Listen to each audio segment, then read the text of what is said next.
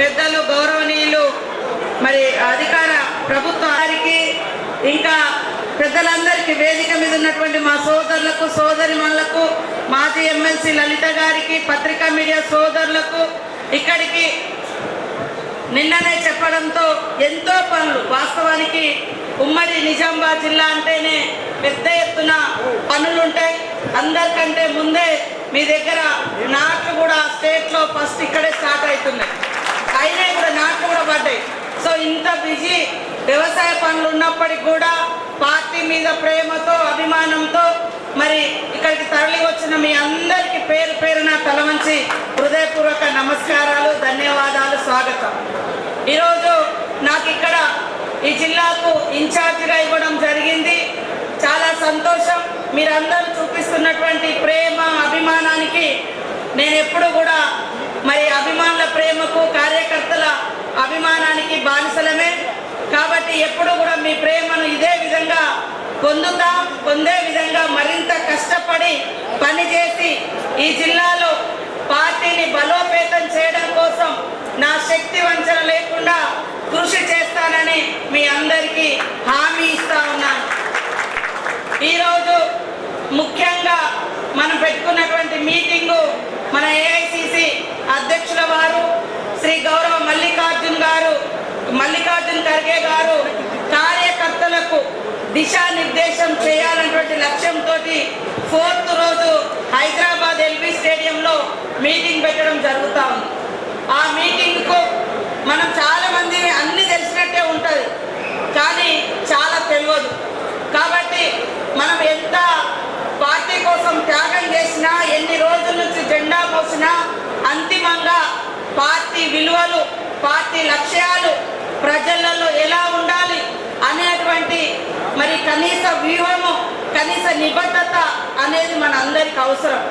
కాబట్టి ప్రతి సందర్భంలో దయచేసి ఎక్కడున్నా పార్టీ ప్రోగ్రాం అంటే, ముఖ్యంగా పార్టీ ట్రైనింగ్స్ అంటే, శిక్షణ అంటే, కాబట్టి ఎక్కడికక్కడ 6 నెలలకు 3 నెలలకు నియోజకవర్గాల వారీగా కూడా ఇలాంటి శిక్షణ తరగతులు పెట్టుకోవడంతో క్యాడర్ పబ్లిక్తో ఎట్లా ఉండాలి, ఓటప్పుడు వాళ్ళ దగ్గరికి వెళ్ళి ఓటు ఎట్లా అడగాలి, సంక్షేమం చేయాలంటే వాళ్ళ అభివృద్ధి కార్యక్రమాలు ఏ రకంగా చేయగలగాలి, ప్రజల మూడేంటిది, ఆలోచన ఏంటిది అనేది కూడా మనం పసిగట్టాలంటే మనకు పార్టీ మీద, పార్టీ విధానాల మీద, పార్టీ సిద్ధాంతం మీద ఒక అవగాహన ఉండాలి, ఒక పట్టు ఉండాలి, ఒక ప్రేమ ఉండాలి. ఆ ప్రేమ మనం ఇన్ని రోజులు చేస్తున్నాం, కానీ మేము పార్టీ మీటింగ్లకు రాము. ఇన్ని రోజుల నుంచి మేము ఉన్నాం, కానీ 2 గంటలు మేము పార్టీ మీటింగ్లలో కూర్చోలేమంటే అది మరి నిబద్ధత అనేది అక్కడే మిస్ అయిపోతాం. కాబట్టి ఎల్లుండి జరిగేటువంటి మీటింగుకు ప్రతి నియోజకవర్గం నుంచి బూత్కు ఒకరు, గ్రామ కమిటీ నుంచి గ్రామ అధ్యక్షులు, బూత్ అధ్యక్షులు అధ్యక్షత వహిస్తున్నాడు మహేష్ గౌడ్ గారు. కాబట్టి తప్పకుండా నియోజకవర్గాల వారీగా ఇప్పుడు ఇన్ఛార్జీలు కూడా వచ్చారు. కాబట్టి బయట నుంచి మరి ముఖ్యులు ఒక 5-10 నిమిషాలు కూర్చొని మాట్లాడుకొని ఎక్కడి నుంచి ఎంతెంత మంది వస్తున్నారు లిస్టుతో సహా మనకు హ్యాండ్ ఓవర్ చేస్తే అక్కడ ఇప్పుడు మేము మళ్ళా పార్టీకి అందియాల్సిన అవసరం ఉంటుంది. మీకు చాలా పనులు ఉన్నాయి. ఇందాక పెద్దలందరూ చెప్పారు, ఇక్కడ ఒక్కరోజు 11 గంటలకు బయలుదేరితే మీరు అక్కడ 3 గంటలకు వస్తారు. మళ్ళీ సాయంత్రం ఒక్కరోజు పార్టీ కోసం ఖచ్చితంగా పనిని వదిలిపెట్టి రావాల్సిందిగా కోరుతా ఉన్నాను. అదేవిధంగా పార్టీకి సంబంధించి నేను అందరినీ కోరేది ఒకటే, మీరందరూ కూడా ఐక్యంగా ఉండి అభివృద్ధి ఫలాలను పబ్లిక్ అందజేయాలి. మనమందరం ప్రతిపక్షంలో ఉన్నప్పుడు పోరాటాలు చేసినాం, ప్రజల కోసం నిలబడ్డాం. ప్రజలు ఈరోజు మనకు అధికారం ఇచ్చిండ్రు. అధికారం ఇచ్చిన దానికి తగ్గట్టుగా గతంలో ఎన్నడూ లేనటువంటి అనేక సంక్షేమ కార్యక్రమాలను ఈరోజు మన ప్రభుత్వం అమలు చేస్తుంది. మనమందరం వేరే వర్కులలో అంటే మరి బిజీగా ఉన్నాం. ఇచ్చినాం కదా, ఇంకా ఈ కార్యక్రమం అయిపోయింది కదా అని అనుకుంటున్నాం. ప్రచారం చేయడంలో చాలా వెనుకబడి ఉన్న మాట వాస్తవం. ఈరోజు దేశంలో 21,000 కోట్ల రూపాయలు రైతు రుణమాఫీ చేసినటువంటి ఏకైక పార్టీ కాంగ్రెస్ పార్టీ. ఆనాడు వైఎస్ఆర్ గారు ఏకకాలంలో చేయడం జరిగింది. ఈరోజు సీఎం రేవంత్ రెడ్డి గారి ఆధ్వర్యంలో చేయడం జరిగింది. ఇవాళ పేదింటి బిడ్డలు కూడా సన్న బియ్యం తినడానికి మరి ఒక గొప్ప విప్లవాత్మకమైనటువంటి మార్పు తీసుకొచ్చి మరి బయట 40-50 రూపాయల కిలో ఉంటే ఈరోజు ఉచితంగా సన్న బియ్యం అందజేస్తా ఉన్నాం. మీకు తెలుసు, గతంలో నేను కూడా చాలా సార్లు మాట్లాడేది కరెంటు వాళ్ళతోటి. ఎస్సీ ఎస్టీ కాలనీలలో, ముఖ్యంగా ఎస్సీ ఎస్టీ కాలనీలలో లేదా బడుగు బలహీన వర్గాలు పేదలు ఉండే ఏరియాలలో కరెంటు బిల్లు కట్టలేదని 2 నెలలకో 3 నెలలకో కరెంటు కట్టేది, తీగలు కట్ చేసేది కరెంటు వాళ్ళు. కానీ ఇప్పుడు అట్లాంటి ఫోన్లు ఎవరికి వస్తలేవు.